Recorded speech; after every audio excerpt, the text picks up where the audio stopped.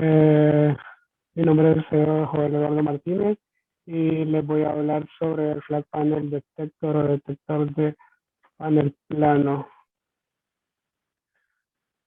Eh, el detector de panel plano es un detector de adquisición digital.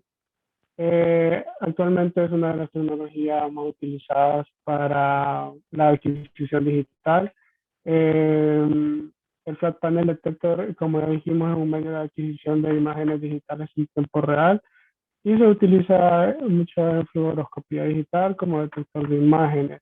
Se considera que el detector de panel plano va a ser una de las tecnologías más utilizadas en un futuro, desplazando a los sistemas de CCD. Siguiente diapositiva, por favor.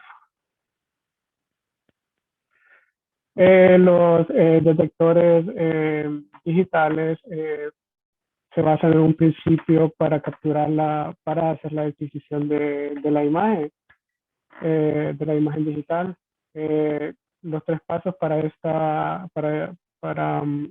de este principio primero es el elemento de captura, luego el elemento de acoplamiento y por último el elemento de recogida. El primero, el elemento de captura, es el elemento de captura de los rayos X, es decir, es la parte más superficial del detector. En esta parte van a ir los materiales de captura de los rayos X. Entre ellos podemos mencionar el silicio amorfo y el selenio amorfo. El elemento de acoplamiento es aquel que va a transferir la señal generada por la capa de captura, ya sea una luz o sea una señal eléctrica. El elemento de acoplamiento van a ser aquellos que van a transferir esas señales generadas por los rayos X al elemento de recogida. Entre los elementos de acoplamiento vamos a encontrar los cables de fibra óptica, los sistemas de lentes, eh, que son los que más se utilizan. El elemento de recogida, pues, este es el último paso. Este es el elemento que va a convertir la señal, ya sea la señal eléctrica o la luz, y la va a amplificar y la va a generar en una señal eléctrica para convertirla en una imagen digital. Entre estos elementos de recogida podemos mencionar, puede ser un fotodiodo o un dispositivo de carga y acoplamiento más conocidos como CCD o un transistor de película fina también conocidos como TFT. Siguiente, por favor. El detector de panel plano tiene una composición interna. Estos detectores están formados por pequeños detectores llamados dexeles. Los dexeles van a ser como depósitos que ahí es donde se va a guardar la señal eléctrica o la señal de luz para ser convertida a una imagen digital. Siguiente, por favor. Bueno, el funcionamiento del detector panel plano. El detector de panel plano tiene dos modos de detección de adquisición de imagen. Tenemos la detección indirecta y la detección directa.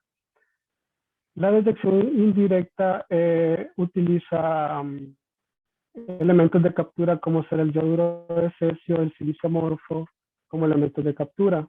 En este tipo de detección, los rayos X se convierten en fotones, luego a luz y luego a señales eléctricas. Podemos ver aquí en la imagen que los rayos X provenientes del paciente van a interactuar con con la capa de captura, que como ya dijimos puede ser de yoduro de cesio, silicio amorfo. Una vez que los fotones hayan interactuado con los electrones de esas capas, esos elementos van a convertir los rayos X a luz. Esa luz va a ser llevada, esa luz va a ser guardada en cada uno de los depósitos de los dexeles y va a ser transmitida al TFT a través de las fibra óptica o a través de los sistemas de lentes. Una vez que esa luz haya llegado al TFT, el TFT va a producir una señal eléctrica y que luego se convertirá en una imagen digital. La siguiente, por favor. También tenemos, como ya dijimos, la detección indirecta. La detección indirecta, pues, aquí se omite el paso de aquí, ya no hay un destello, ya no hay luz, sino que la señal es convertida directamente a una señal eléctrica. Eh, el elemento que convierte directamente a luz, perdón, a señal eléctrica, los rayos X, es el seleniomorfo.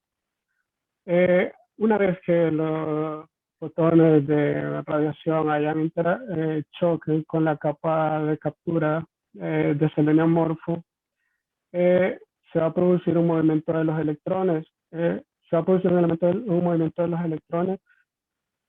En ese movimiento de los electrones va a haber, eh, va a haber una carga positiva o una negativa que va a llegar a los electrodos, ya sea al superior o al inferior. Una vez los electrodos hayan recibido esa carga eléctrica positiva o negativa, esa señal eléctrica va a llegar al condensador de almacenamiento. El condensador de almacenamiento tiene el propósito de agarrar esa señal eléctrica y mantenerla por un periodo de tiempo. Una vez que el condensador de almacenamiento haya registrado esa luz, esa señal eléctrica, perdón, esta va a ser enviada al TFT. El TFT va a ser el encargado de amplificar esa señal y convertirla a imagen digital. Eh, uno de, una de las ventajas que ofrece este tipo de detección es que no existe mucha, como, no existe luz dispersa porque no trabaja con luz, mientras que la detección indirecta sí es la desventaja porque trabaja con luz, entonces esos fotones de luz muchas veces no agarran para los depósitos y toda esa luz que agarra para otro lugar, por decirlo así, va a ser una información anatómica perdida. Entonces, la detección directa, perdón, tiene esa ventaja de que no va a producir pérdidas en relación con la detección directa. La siguiente, por favor. También tenemos la fluoroscopía convencional, que también es la fluoroscopía que trabaja con tubo intensificador.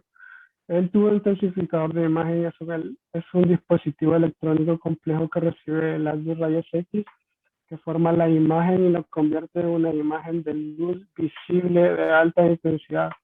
El principio físico en el que se basa el tubo de rayos X es que al llegar los fotones de rayos X remanentes del paciente van a llegar a la capa de entrada. La capa de entrada es la capa de fósforo. Una vez que los rayos X hayan interactuado con la capa de fósforo de entrada del tubo intensificador, se va a producir luz. Una vez que se haya producido la luz, esa luz va a llegar a los fotocátodos. Los fotocátodos tienen la función de convertir esa luz a fotoelectrones. Una vez que esos fotoelectrones se hayan convertido, una vez que la luz se haya convertido a fotoelectrones, va a haber un sistema de lentes focalizadores que va a llevar esa cantidad o ese número de electrones hacia la capa de fósforo de salida. Una vez que hayan llegado los electrones a la capa de fósforo de salida, se va a producir a lo que, a lo que se conoce como ganancia de brillo, que va a ser la cantidad de información del paciente. Siguiente. Bueno, aquí terminaría mi participación y sería todo de mi parte. Buenas tardes, mi nombre es Elizabeth Pérez. El día de hoy pues les voy a hablar sobre lo que es la angiografía por sustracción digital, ¿verdad? En cuanto al proceso clínico llevado a cabo. Para empezar voy a hablar un poco sobre la historia de la angiografía, ¿verdad? Es una técnica que fue desarrollada por primera vez en 1927 por el médico neurólogo portugués Egas Moniz de la Universidad de Lisboa, ¿verdad? Para realizar pues, lo que son las angiografías cerebrales de rayos X contrastadas, con el fin, ¿verdad?, de diagnosticar diversos tipos de enfermedades nerviosas, como lo que son los tumores, las enfermedades arteriales y algunas malformaciones arteriovenosas. Pasamos a la siguiente diapositiva, por favor.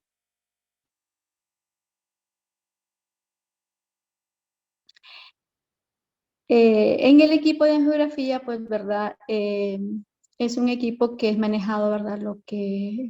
Por lo que son los radiólogos, los cardiólogos intervencionistas, el médico ayudante, los técnicos radiólogos, el enfermero y el instrumentador, ¿verdad?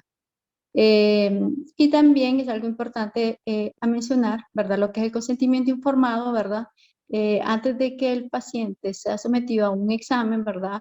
Es obligatorio de que el médico tenga que informarle sobre los riesgos, ¿verdad?, que pueden pasar durante la realización del examen, ¿verdad? Porque pues sucede, ¿verdad?, que ya hay pacientes que tienen enfermedades bases, algunos son alérgicos, otros son diabéticos, ¿verdad? Y es importante, ¿verdad?, poder explicarle y que el paciente tenga ese conocimiento informado, ¿verdad?, del riesgo del procedimiento.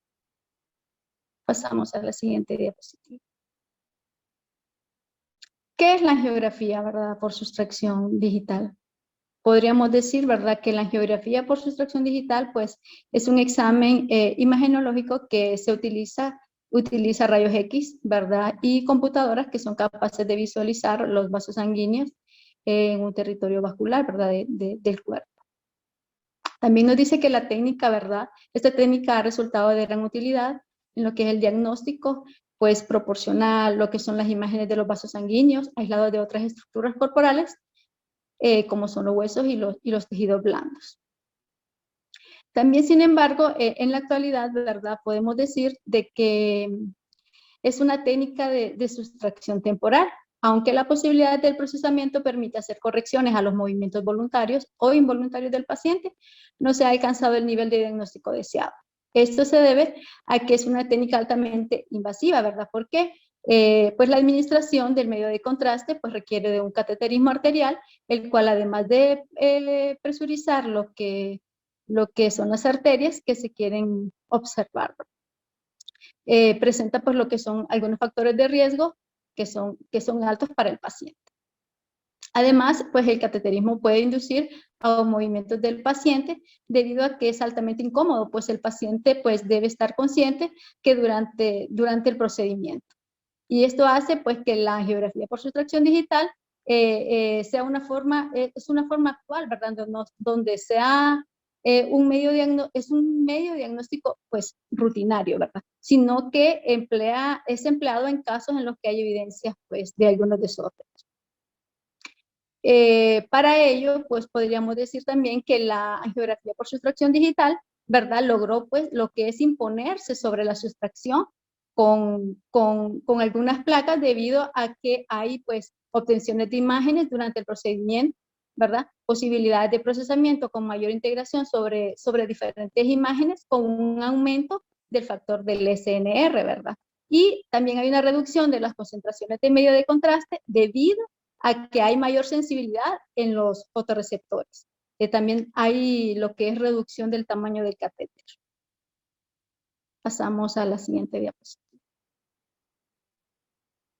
Algunos tipos, ¿verdad?, de exámenes que son conexos, pues estos son la angiografía aórtica, ¿verdad?, que tiene que ver con lo que es el tórax y el abdomen, la angiografía cerebral, que tiene que ver con el cerebro, la coronaria, que es con el corazón, ¿verdad? Y la arteriografía de una extremidad, que esto pues son lo que son los brazos o las piernas, la angiografía con fluorescencia, que esto es por los ojos, ¿verdad?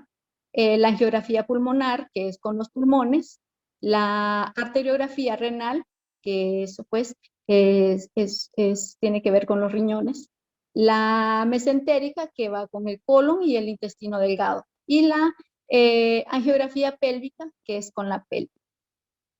Pasamos a la siguiente diapositiva, por favor. Con la preparación para la angiografía, ¿verdad? Pues es un estudio que es mínimamente invasivo.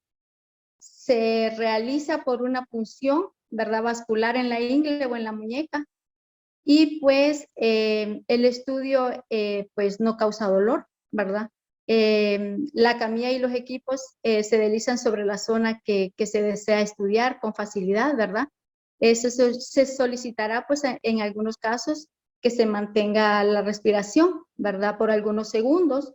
Luego deberá permanecer inmóvil cuando se solicite que el movimiento pueda ocasionar errores, ¿verdad? Lo que son las imágenes.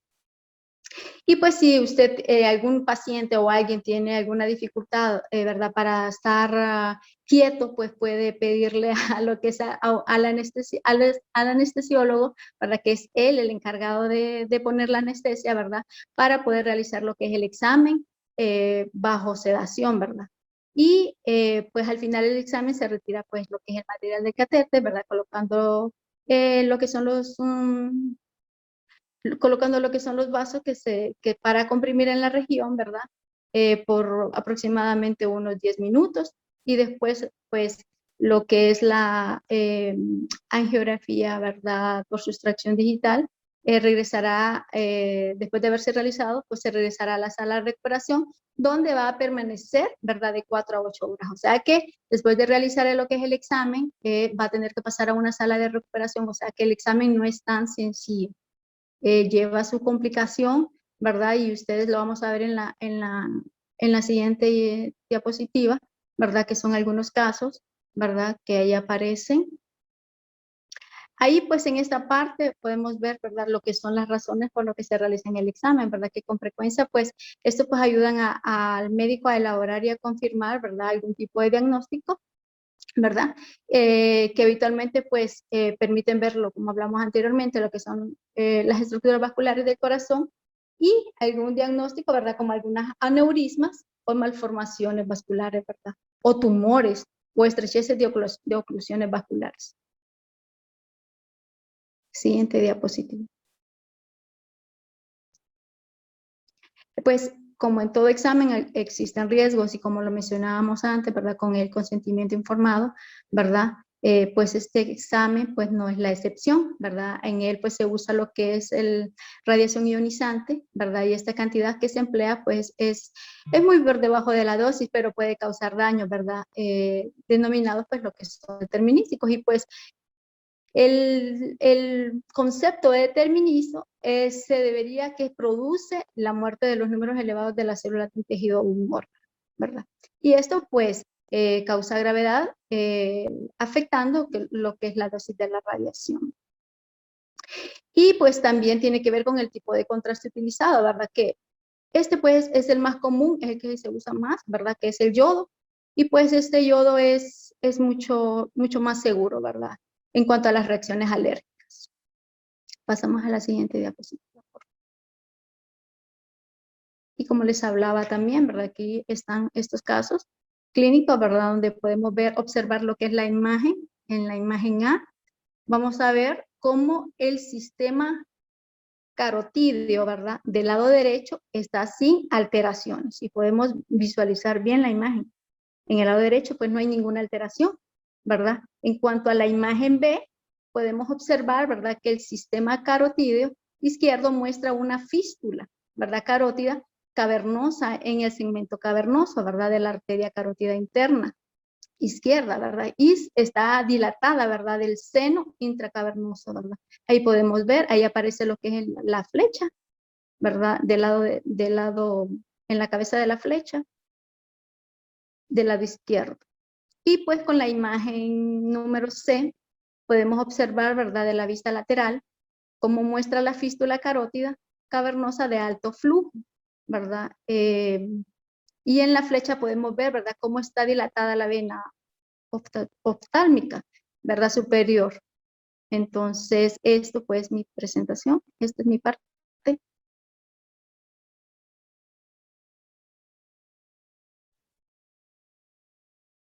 Hola, buenas tardes. Mi nombre es Alison Sevilla y me toca exponer método de sustracción temporal y energética. En la fluoroscopía digital se emplean microordenadores y microprocesadores. La capacidad del ordenador es un factor importante para la calidad de la imagen, para el modo y la velocidad de adquisición de las imágenes y para los medios de procesamiento y manipulación de las imágenes. Otras características importantes de un sistema de fluoroscopía digital controlado por el ordenador son el tamaño de la matriz de la imagen. En el intervalo dinámico del sistema y el ritmo de adquisición de la imagen digital amplificada se transmite un dispositivo de conversión analógico digital, que las siglas son CAD. El dispositivo conversión analógico digital acepta la señal variable continua, señal analógica y la digitalizada. La señal procedente de un RIPP ya es digital. ¿Qué es la RIPP? Es el receptor de imagen de pantalla plana. Para ser compatible con el ordenador, el dispositivo de conversación analógico digital debe tener el mismo intervalo dinámico en el sistema de fluoroscopía digital. Un conversión analógico digital de 8 bits convertirá la señal analógica en valores de 0 a 255. Un conversión analógico digital de 10 bits será más preciso con un intervalo de CAD de 0 a 210 o de 0 a 1.23. La salida del CAD se transfiere a la memoria principal y se manipula de manera que se almacena una imagen digital en la matriz. Si la imagen se almacena en la memoria principal, lo que suele ser lo habitual y la obtención y la transferencia de los datos pueden ser tan rápidos como 30 imágenes por segundo. En general, si se duplica la matriz de la imagen, ¿qué significa las sustracciones? Son el proceso de eliminación o de enmascaramiento de toda la anatomía innecesaria, o sea que no necesitamos, de una imagen, potenciando solamente la anatomía que nos interesa. En la siguiente formación de la imagen. Las ventajas principales de exploraciones de fluoroscopía digital son las técnicas de sustracciones de la imagen que son factibles y la mejora en la visualización de vasculatura. Gracias a la inyección intravenosa de material de contraste, por desgracia debe emplearse un gas, lo cual disminuye el contraste de la imagen debido a la dispersión asociada de la radiación. Sin embargo, el contraste de la imagen puede potenciarse electrónicamente. El contraste de la imagen se mejora mediante técnicas de sustracción, las cuales proporcionan una visualización instantánea de la imagen sustraída durante de un bolo de medio de contraste. Hay dos sustracciones que ayudan a mejorar el contraste, y es la sustracción temporal y la sustracción de energía. La sustracción de energía, la sustracción temporal y la sustracción de energía, la siguiente. La sustracción temporal son las que se utilizan con más frecuencia debido a las limitaciones de generador de alto voltaje, asociadas al modo de sustracción de energía cuando se combinan las dos técnicas. El proceso se denomina sustracción híbrida cuando se combinan las dos, sustracción temporal y sustracción energética. El contraste de la imagen se potencia aún más mediante la sustracción híbrida por el menor movimiento del paciente entre las imágenes sustraídas. La sustracción temporal hace referencia a una serie de técnicas asistidas por el ordenador, en las que la imagen obtenida en un momento dado se sustrae de la imagen obtenida un tiempo después. Si durante el periodo intermedio se introduce el material de contraste en el interior de la vasculatura de la imagen, contendrá solamente los vasos rellenados de material de contraste. Normalmente se utilizan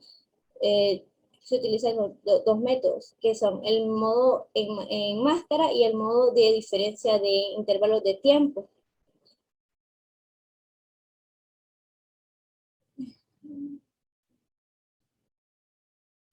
Bueno, en ambos de sustracción temporal y en sustracción energética, ambos tienen ventajas y desventajas.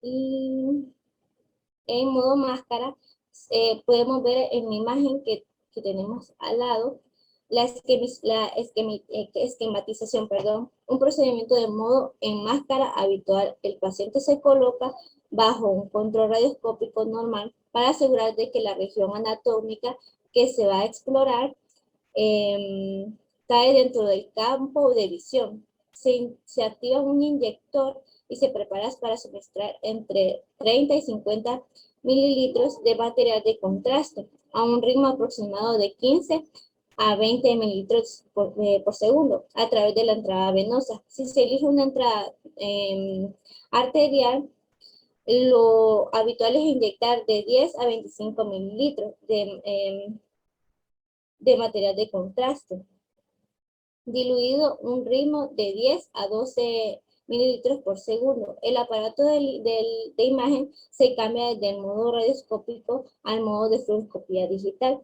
Para ello es necesario aumentar de 20 a 100 veces la corriente en el tubo de rayos X del modo radioscópico y activar un programa de obtención de imagen de pulsos.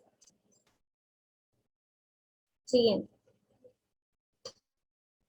Aquí se muestra una proyección lateral en máscara previa a la inyección de la base del cráneo. En la imagen A, se llama máscara previa a la inyección. Aquí se puede visualizar. En la imagen B, posterior a la inyección. Y la C, imagen generada cuando se sustrae la máscara previa a la inyección de la imagen posterior a la inyección. La sustracción digital del objeto estático, o sea, el cráneo, permite un análisis mejor de las arterias enturbidas, especialmente en sus extremos distales. Las imágenes sustraídas aparecen en tiempo real y a continuación se almacenan en la memoria. Siguiente. Modo en diferencia de intervalos de tiempo. Algunas exploraciones exigen que imagen sustraída se haga a partir de una máscara y fotograma de seguimiento diferentes. Aquí podemos visualizar en la imagen, en un estudio cardíaco, por ejemplo, la adquisición de imagen comienza de 5 segundos, como podemos ver aquí, después de una inyección, un ritmo de 15 imágenes por segundo durante 4 segundos. En un estudio de estas características se obtiene un total de 60 imágenes. Dichas imágenes se identifican como fotogramas desde el número 1 hasta el 60. Cada imagen se almacena en memorias separadas a medida que se van adquiriendo. Siguiente. La sustracción de energía tiene la desventaja definitiva de requerir un cierto método para proporcionar un haz de rayos X alternativo de dos espectros de emisión diferentes. Se han aconsejado métodos, pulsos alternativos del haz. Aquí podemos visualizar en la sustracción híbrida intervienen técnicas de sustracción energía y temporales, así como se los había explicado anteriormente. Esto es todo de mi parte. Muchas gracias.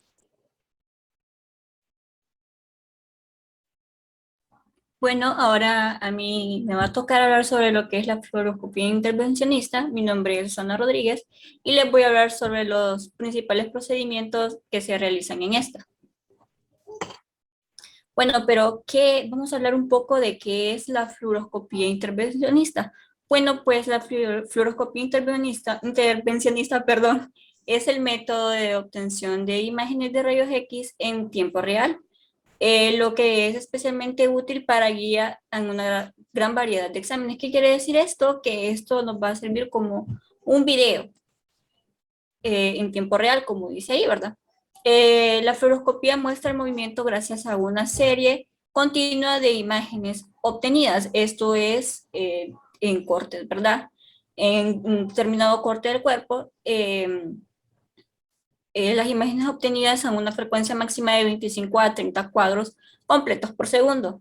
Esto es similar a la manera de transmitir imágenes de televisión o de video convencionales.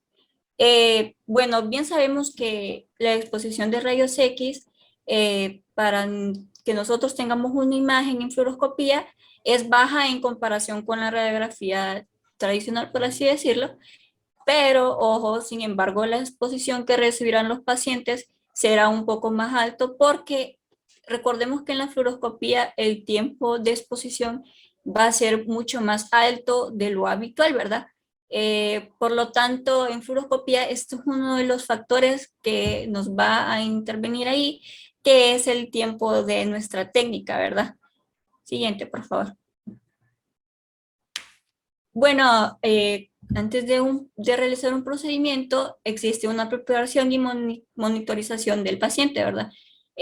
Pues antes de llevar a cabo la angiografía, que este es un tipo de examen que podemos realizar mediante un fluoroscopio, el radiólogo va a visitar al paciente para que establezca una mínima relación, o sea, para hablar, para que exista una conexión, por así decirlo, y para explicar el procedimiento, y obviamente cada procedimiento tiene sus riesgos, esto lo tenemos que explicar también al paciente.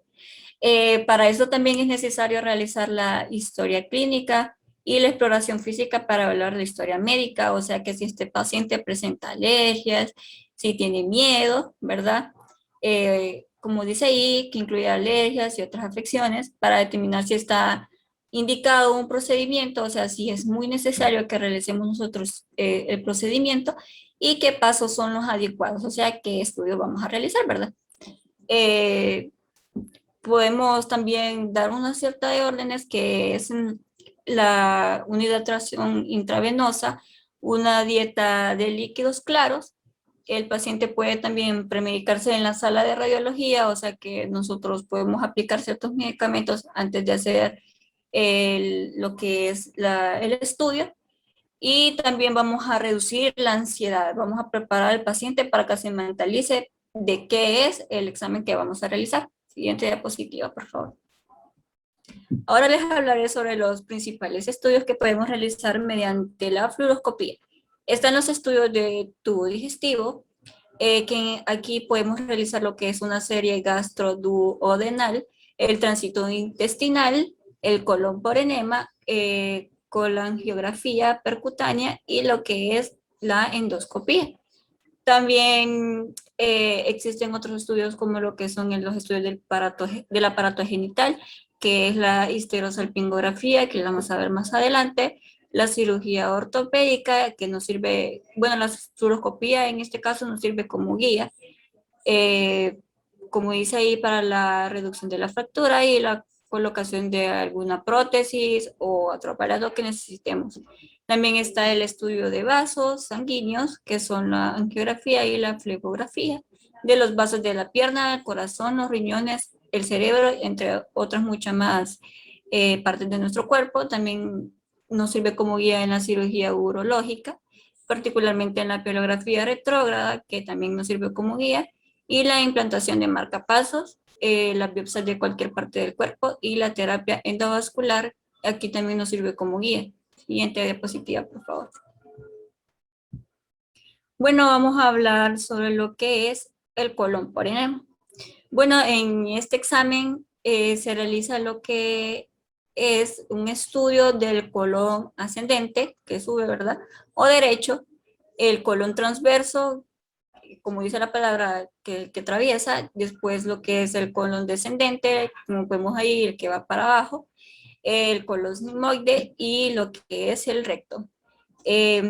También podemos ver una porción del apéndice y el intestino delgado o distal, y también pues estos se pueden incluir y se utiliza como dije, la fluoroscopía, y tenemos que tener en cuenta que en la fluoroscopía usamos lo que son los medios de contraste, ya sea varitado o un contraste yodado, estos son solubles en agua, y pues el médico va a recetar o va a pedir que se haga este examen, ya sea cuando tenemos sospechas de tumores benignos, como lo que son los pólipos, también sospechas de cáncer o también para verificar lo que son el cáncer, una colitis ulcerativa, que esta es una inflamación del colon, y la enfermedad de Hirschsprung, que esto es en los niños, ¿verdad?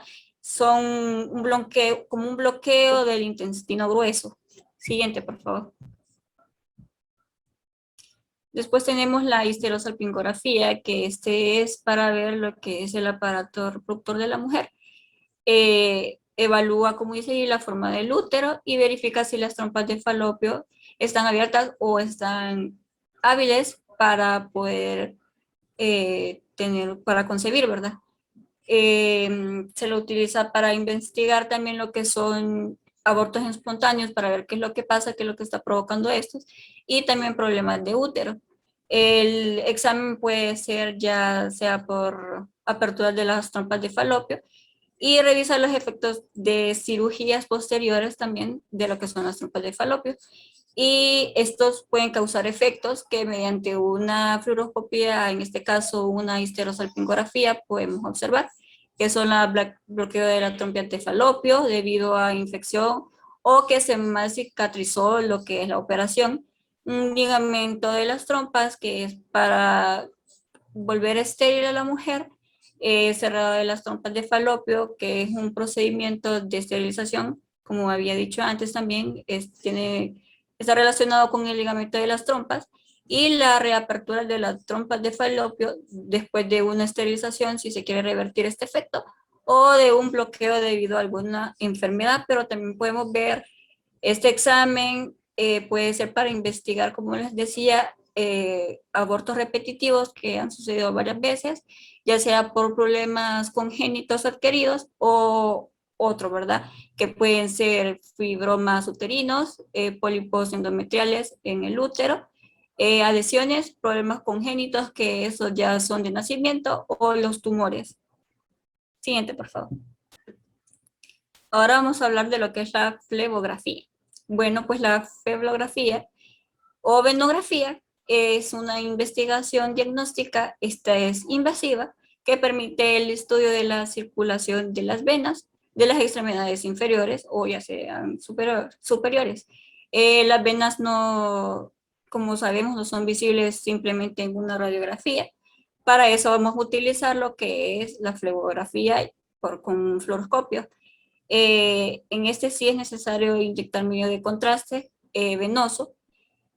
Como les había dicho, en ese vamos a usar un medio de contraste radiopaco, que lo que nos va a hacer es que vamos a ver cómo se miran ahí todas las venas blancas. También vamos a ver si el medio de contraste radiopaco permite el paso a través, ¿verdad?, de los rayos X, como les decía, nos hace ver blanco. Por lo que permite visualizar las venas, ¿verdad?, mediante pasar el medio de contraste. Y la flebografía vamos a usarlo para estudios, ya sean para visualizar lo que es el llenado de los vasos de nuestros miembros inferiores, y es de gran utilidad cuando se utiliza también para ver la circulación venosa pélvica en varices recurrentes, y también para el funcionamiento de las venas profundas de la pierna. Siguiente, por favor. Ahora vamos a hablar de lo que es la pielografía retrógrada. La pielografía retrógrada usa un tinte, también este tinte es un medio de contraste, para determinar si hay algún cálculo renal o alguna otra cosa que obstruya nuestras vías urinarias. Recordemos que la pielografía retrógrada es exclusiva de lo que es las vías urinarias. Durante la prueba se va a introducir lo que es un tubo delgado, que es un cistoscopio en este caso, ¿verdad? Dentro de la uretra, ya sea masculina o femenina, la cual sabemos que esta transporta la orina fuera del cuerpo hacia la vejiga. Entonces, como dice ahí, el médico va a introducir esta sonda con el cistoscopio dentro del ureter, el cual transporta la orina del riñón a la vejiga. Se inyecta tinte por la sonda y se sacan radiografías. Lo que les decía, el tinte en este caso es lo que es el medio de contraste, ¿verdad? Y esto se utiliza cuando las insuficiencias de las venas pelvianas también no muestra un motivo que explique lo que es los síntomas urinarios. También se puede hacer cuando hay problemas renales o una enfermedad renal crónica. Las contraindicaciones es cuando usted es alérgico a lo que es el medio de contraste yodado. También en las mujeres embarazadas no se realiza porque puede generar daños a los bebés. Siguiente diapositiva. Ahora sigue mi otra compañera. Yo soy Andrea Arita y voy a hablarles sobre lo que es la instrumentación utilizada en la fluoroscopía intervencionista. Y la instrumentación utilizada son los accesos a las arterias. Podemos decir que todo esto empezó en 1953, cuando Sven Ivar Seldinger descubrió lo que es un método para el acceso arterial mediante el uso de catéteres. Esta aguja la llamaron como su apellido, Seldinger, y es una aguja con un soporte de calibre 18.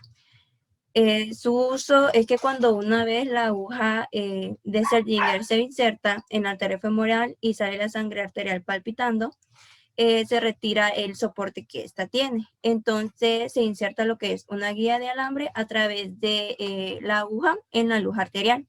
Con la guía del alambre en el vaso se retira lo que es la aguja del Seldinger y se introduce un catéter mediante la guía del alambre. Luego de esto se empuja con el catéter a lo largo de la guía del alambre y mientras se supervisa esto por el fluoroscopio para así evitar cualquier error o que estemos en una vena o arteria que no debamos estar para evitar cualquier complicación dentro de lo que es el estudio. Luego vamos con lo que es la guía de alambre. La guía de alambre nos permiten la introducción segura del catéter a través del vaso. Su uso es que una vez que el catéter se introduce en su lugar, en lo que sea el vaso o la arteria, la guía del alambre nos permite que el radiólogo coloque el catéter en el interior de la red vascular. Estas guías de alambre se fabrican con lo que es el acero inoxidable y contienen un cable interior principal que va estrechado hasta lo que es el final de la guía de alambre, haciéndose más fino. Esta también tiene lo que es una punta flexible y este cable principal previene lo que son las pérdidas previene la pérdida de secciones del alambre si este llegara a romperse. La parte fina de la guía del alambre es rígida y nos permite que la guía de alambre se empuje y se pueda retorcer con el propósito de que este catéter se coloque en lo que, como decía anteriormente, en el vaso seleccionado. Esta guía de alambre puede medir hasta 145 centímetros. Luego de esto tendríamos lo que son los catéteres, que estos son exactamente iguales como eran las guías de alambre, solo que estos catéteres están diseñados con muchas formas y tamaños diferentes. Generalmente el diámetro de estos catéteres se clasifican según tamaños franceses. Se utiliza lo que es la unidad, creo que se llama FR, pero si convertimos esas 3 FR en un caso como un ejemplo, sería lo que nos daría 1 milímetro de diámetro. La forma de la punta del catéter se requiere para lo que es la caracterización selectiva de las arterias específicas. Tenemos diferentes tipos de catéteres. Tenemos el que es de punta de H1 o Headhunter, que este está diseñado por Vicente Hing y se utiliza para acceder desde la arteria femoral a los vasos branquiocefálicos. También tenemos lo que es el catéter de Simmons, que este es muy curvado para poder acceder a vasos con angulaciones muy pronunciadas, y también se diseñó para que la angiografía cerebral, pero luego se empezó a emplear más para lo que es la angiografía visceral. También tenemos lo que es el catéter C2 o catéter de cobra, que este tiene lo que es una punta angulada unida a lo que es una curva menos pronunciada, como lo sería el catéter de Hind, pero se utiliza para lo que es la introducción en las arterias celíacas, las mesentéricas y arterias renales. En cuanto al uso de este catéter, es que cuando se introducen los vasos, se retira la guía de alambre que este contiene. Entonces el catéter debe de ser inmediatamente enjuagado para impedir así la coagulación de la sangre en el interior del catéter, porque esto podría hacernos obviamente que todo el estudio se complique, sería una complicación. Generalmente para poder enjuagar estos catéteres se utiliza lo que es la heparina sódica, que este es un anticoagulante de origen orgánico. Después de que se coloca estos catéteres, se lleva a cabo lo que es la inyección del contraste bajo el equipo de fluoroscopía para así poder tener visión de que estamos en el vaso correcto antes de lo que es la obtención de las imágenes estáticas, antes de poder tomar las imágenes. Como dije anteriormente, es para verificar que este catéter está en el lugar correcto, que este no está calzado, y luego se hace lo que es los flujos de inyección del inyector automático, que estos se rigen por la velocidad de circulación de la inyección de prueba. Aquí podemos ver lo que es el catéter de Simmons, los diferentes catéteres que nosotros utilizamos. Por último, tenemos lo que son los medios de contraste, que los vasos bajo estudio de angiografía, como anteriormente mis compañeros dijeron, para poder visualizarse mejor lo que es la imagen durante estos estudios, se inyectan con lo que es un medio de contraste radiopaco.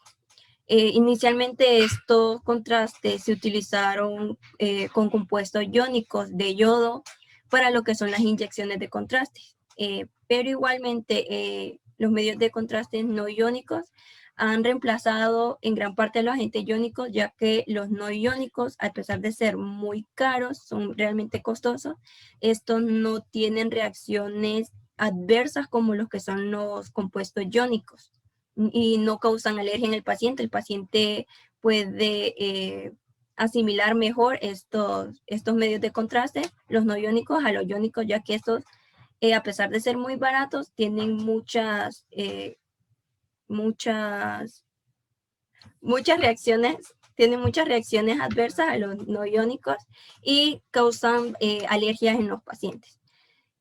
También están los que son los problemas fisiológicos y, como decía anteriormente, y las reacciones adversas, que estos se han reducido en los pacientes a quienes se les hace la inyección angiográfica de los medios de contraste no iónicos. También, por último, voy a hablar de lo que son las complicaciones que se dan durante el uso de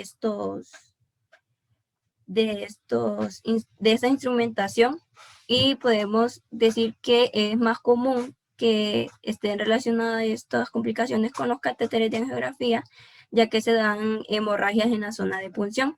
También existen riesgos seleccionados con la reacción, como dije anteriormente, con los medios de contraste, ya que se dan alergia o el paciente no puede asimilar muy bien lo que es el medio de contraste.